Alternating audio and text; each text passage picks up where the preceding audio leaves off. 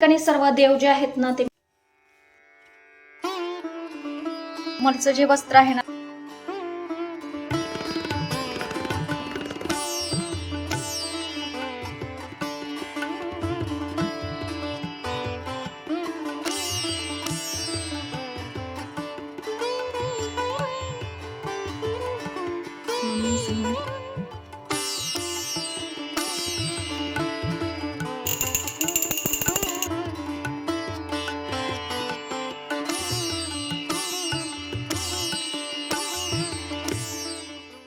मित्रांनो, सोहमारे मराठी चॅनलमध्ये तुम्हा सर्वांचं अगदी मनपूर्वक असे मी स्वागत करते। तर आजचा जो वार आहे तो गुरुवारचा वार आहे आणि मला करायची आहे बघा आज गुरुवारची पूजा। तर सकाळचा टायमिंग आहे, मुलं स्कूलला गेलेली आहेत, तर आता मी करून घेते देवपूजा।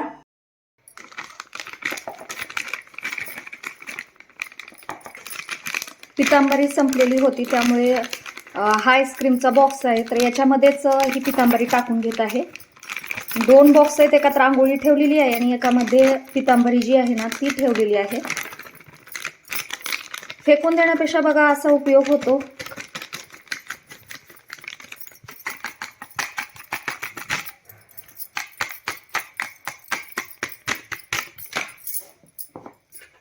जेवढं लागेल तेवढं बघा ह्या बॉक्समध्ये या डब्यात काढून घेत असते, कारण आपला ओला हात लागतो आणि त्यामुळे मग पितांबरी खराब होते। त्यामुळे मला जेवढं लागतं ना तेवढं मी असं एका डब्यामध्ये काढून घेते। तर आता देव वगैरे स्वच्छ असे धुवून घेणार आहे। तर देव वगैरे धुण्यासाठी पितांबरी वापरत नाही, परंतु जे काही देवाचे भांडे असतात ना ते धुण्यासाठी मात्र पितांबरीचा वापर करत असते। तर सर्वात प्रथम खिडकी जी आहे ती मी ओपन करत आहे, त्यानंतरच देवपूजेला चालू करणार आहे। ठिकाणी सर्व देव जे आहेत ना ते मी स्वच्छ असे धुवून घेतलेले आहेत, थोडा वेळ वाळवण्यासाठी ठेवते आणि त्यानंतर रोजची देवपूजा करून घेते। तर बघा काही वार असतात त्या वारीच मी सर्व देव जे आहेत अगदी स्वच्छ असे धुवत असते। आजचा जो वार आहे तो गुरुवारचा वार आहे आणि ही जी काही देवाची भांडी आहेत त्यांच्यासाठी पितांबरीचा वापर करते। पितांबरीने देव जे आहेत देवाची जी भांडी आहेत ना ती बघा अगदी स्वच्छ अशी होतात आणि देव धुण्यासाठी मी जे वापरते ना ते मी तुमच्याबरोबर नंतर शेअर करणार आहे। तर बघू शकताय स्वच्छ अगदी छान अशी सर्व देव जे आहेत ना ती मी धुवून घेतलेली आहेत आणि आता करून घेते रोजची देवपूजा। पुसण्यासाठी बघा अशा गमजाचा वापर केलेला आहे, मोठा गमजा होता हा, याचे 2 भाग केलेले आहेत। तर कॉटनचा आहे त्यामुळे बघा स्वच्छ असं निघतं।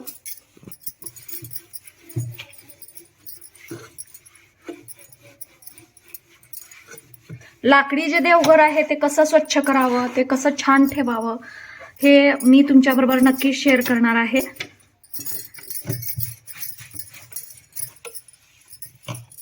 तर बघा किती स्वच्छ छान असं चमकायला लागलेलं आहे देवघर।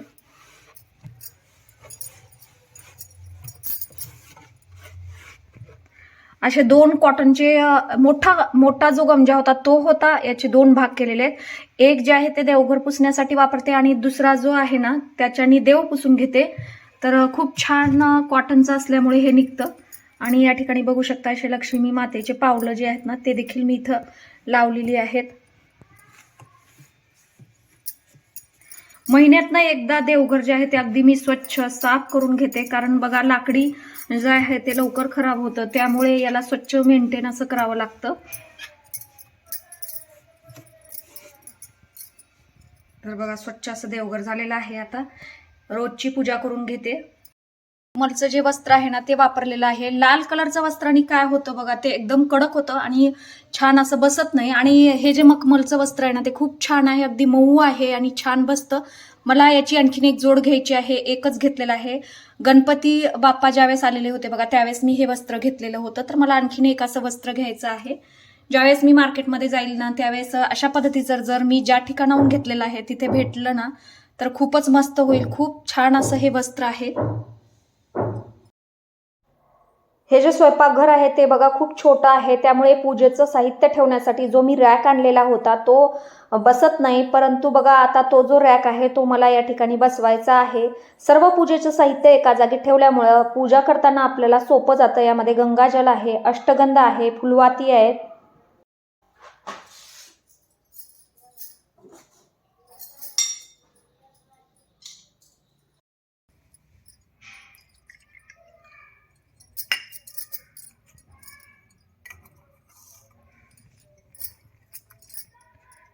श्री स्वामी समर्थ, जय जय स्वामी समर्थ. श्री स्वामी समर्थ, जय जय स्वामी समर्थ.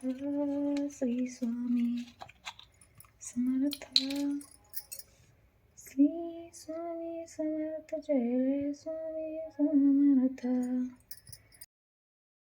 मित्रांनो, आजचा जो वार आहे तो गुरुवारचा वार आहे आणि स्वामी समर्थ महाराजांना मी पंचामृतानं स्नान घालत आहे. यामध्ये बघा तुम्ही दूध, दही, तूप, साखर आणि मध जे आहे ते घेऊ शकता. महाराजांच्या 11 गुरुवाराचे जे पारायण आहे ते मला करायचे आहे. तर बघा आता पौष महिना चालू असल्यामुळे मी सध्या ते केलेलं नाही, तर पुढच्या महिन्यापासून मी महाराजांचे 11 गुरुवार जे आहे ना ते चालू करणार आहे. तर बघा या ठिकाणी तुम्ही सर्व पंचामृतामध्ये मिक्स करून त्यांनी स्नान घालू शकता किंवा असं सेपरेट देखील स्नान घालू शकता. तर या ठिकाणी मी मध, दूध आणि तूप जे आहे ते वापरलेलं आहे. साखर जी आहे ते याच्यामध्ये मी घेतलेलं आहे. तर अशा पद्धतीनं दर गुरुवारी मी महाराजांना स्नान घालत असते. रोज जेवढं होईल तेवढं देखील मी घालते, परंतु बघा गुरुवारी जे आहे ते नक्कीच घालत असते. तर या ठिकाणी बघा कच्चं दूध जे आहे ते घेतलेलं आहे. सकाळी दूध आल्यानंतर मी काढून ठेवलेलं होतं, तर याने स्नान घालायचं आहे. त्यानंतर जे आपलं साधं पाणी असतं बघा त्यामध्ये गंगाजल वगैरे मिक्स करून त्यांनी मी महाराजांना स्नान घातलेलं आहे. तुम्ही याच्यामध्ये गुलाबजल देखील मिक्स करू शकता. आता स्वच्छ छान असं वस्त्राने पुसून घ्यायचं आहे. बघू शकता महाराज किती छान असे दिसत आहेत. या ठिकाणी बघा हे हिनात्र जे आहे ते घेतलेलं आहे. आता हिनात्र जे आहे ते महाराजांना लावून घ्यायचं आहे. महाराजांना अत्तर फार आवडतं. तर बघा ज्यावेळेस मी केंद्रामध्ये गेलेली होते त्यावेळेस हे अत्तर जे आहे ते घेऊन आलेले आहे. तर सुगंधित आहे आणि खूप फ्रेश आणि खूप छान असं वाटतं. तर या ठिकाणी बघा महाराजांना हिना अत्तर लावून घेतल्यानंतर अष्टगंध जे आहे ना ते लावून घ्यायचं आहे आणि त्यानंतर महाराजांना वस्त्र जे आहे ना ते घालणार आहे. ज्यावेळेस हा व्हिडिओ मी शूट करत होते बघा त्यावेळेस गेलेली होती लाईट, त्यामुळे बघा थोडासा प्रॉब्लेम जो आहे तो येत होता. कारण बघा ज्यावेळेस मोबाईल मी ॲडजस्ट करत होते ना त्यावेळेस मला एकाच हातात धरावं लागत होतं. आणि या ठिकाणी बघा हे जे अष्टगंध आहे ना याच्यामध्ये चंदन मिक्स केलेलं आहे. ओलं आणि कोरडं असं दोन्हीही अष्टगंध माझ्याकडे आहे. हे संपल्यानंतर ते अष्टगंध जे आहे ते मी वापरायला काढणार आहे. हे जे अष्टगंध आहे हे खूप सुगंधित आणि खूप छान असं अष्टगंध आहे. तर महाराजांना बघा या ठिकाणी अष्टगंध जे आहे ते लावून घ्यायचं आहे. त्यांच्या फोटोला देखील लावायचं आहे. या ठिकाणी बघा आज देवघरामध्ये मी आसन जे आहे ना ते ठेवलेलं आहे. आसनावरती छोटंसं वस्त्र जे आहे ते टाकायचं आहे. या ठिकाणी महाराजांना वस्त्र जे आहे ना ते घालत आहे. तर हे मुकुट आहे. खूप छान छान असे वस्त्र आहेत. हे बघा आपल्याकडे सर्व साहित्य असल्यानंतर आपण पूजा जी आहे ती अगदी छान पद्धतीनं करू शकतो. असं काहीही नसतं. ज्यावेळेस आपले भाव शुद्ध असतात बघा त्यावेळेस आपली जी पूजा आहे ती अगदी छान होते. गुरुवारची पूजा करण्यासाठी बघा मला किमान 1 ते 1.5 तास जो आहे ना तो लागतो. कारण बघा या दिवशी ना सर्व देव जे आहेत ते अगदी स्वच्छ असे छान धुवावे लागतात. त्यानंतर बघा सर्व देवांना वस्त्र घालणे आणि त्यानंतर देवपूजा जी आहे ती करणे यासाठी किमान 1 ते 1.5 तास आरामशीर लागत असतो. परंतु बघा मनाला एक वेगळं समाधान आणि शांती जी आहे ती मिळत असते. त्यामुळे वेळ लागला तरी चालतं पण पूजा जी आहे ती छान होते. तर अष्टगंध जे आहे ते महाराजांच्या फोटोला देखील लावून घ्यायचं आहे. या ज्या कवड्या आहेत त्या बघा स्वच्छ पाण्याने मी धुवून घेतलेल्या आहेत आणि त्यानंतर त्यांना पुसून आता कवड्याची देखील पूजा करून घेणार आहे. तर बघा या ज्या कवड्या असतात त्या लक्ष्मीचं प्रतीक मानलं जातं आणि या ठिकाणी 7 ज्या कवड्या आहेत त्या मी घेतलेल्या आहेत. बघा या ठिकाणी तुम्ही पिवळ्या कवड्या देखील घेऊ शकता. आणखीन 3 कवड्या आहेत ज्याची मी पूजा करत असते आणि या मला कपाटामध्ये ठेवून टाकायचं आहे. सध्या मी देवघरातच या कवड्यांची पूजा जी आहे ना ती करत आहे. जवळपासच्या स्वामी समर्थ केंद्रामध्ये तुम्ही ज्यावेळेस जाचाल ना त्यावेळेस बघा या कवड्या ज्या आहेत त्या तुम्हाला भेटतील. तर या ठिकाणी या कवड्यांची पूजा जी आहे ती देखील मी देवघरामध्ये करत आहे.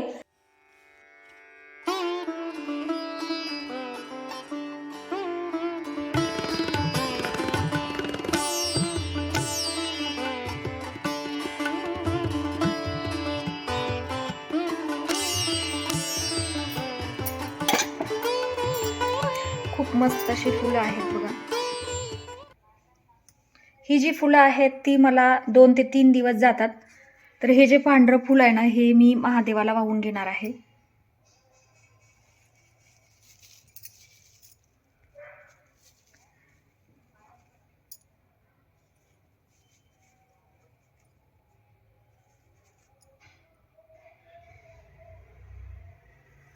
हे जे लाल फूल आहे ते गणपती बाप्पांसाठी.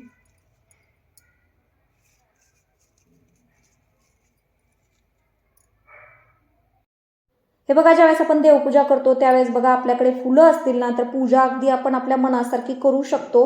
आणि मला फुलं जी आहेत ना ते देवपूजा करताना बरीचशी लागतात. तर बघा, आदल्या दिवशी मी घेऊन येते किंवा हे ज्यावेळेस ऑफिसमधनं येतात ना त्यावेळेस आणतात. तर त्यामुळे बघा पूजा जी आहे ना ती अगदी मनासारखी आणि छान होते. आणि बघा आपलं घर किती प्रसन्न आणि मस्त दिसायला लागतं.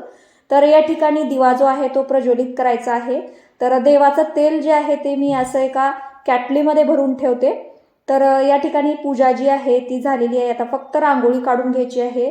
तर रांगोळी जी आहे ती देखील मी भरून घेत आहे. रांगोळी संपलेली आहे, फक्त काहीच कलर माझ्याकडे शिल्लक आहेत. मला जास्त पिवळा आणि लाल जो कलर आहे तो फार आवडतो आणि तेच कलर आता माझ्याकडे नाहीत. आणि बघू शकता या कवड्या ज्या आहेत त्या देखील मी धुवून घेतलेल्या आहेत.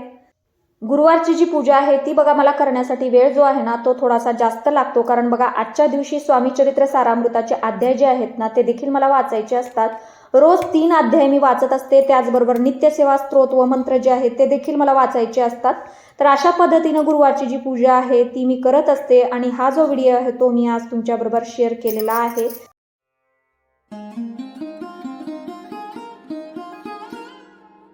रोजची देवपूजा जी आहे ती झालेली आहे. आता फक्त नित्यसेवाचे जे स्तोत्र आहेत ना ते मला वाचून घ्यायचे आहेत. आणि स्वामी चरित्र सारामृत बघू शकता तुम्ही. पूजा जी आहे ती गुरुवारची मी अशा पद्धतीनं केलेली आहे.